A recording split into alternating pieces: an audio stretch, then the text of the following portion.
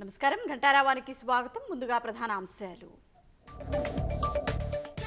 December 9న Telangana తల్లి విగ్రహావిష్కరణ సచివాలయంలో ఏర్పాటు చేస్తామన్న సీఎం.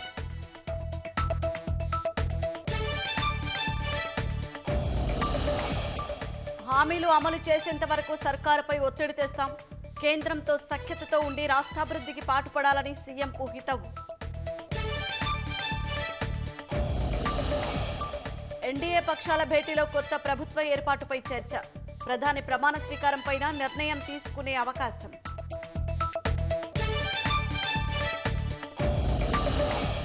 కేజ్రీవాల్ మధ్యంతర బెయిల్ పిటిషన్ కొట్టేసిన న్యాయస్థానం. సీఎం ఆరోగ్యంపై శ్రద్ధ చూపాలని జైలు అధికారులకు ఆదేశం.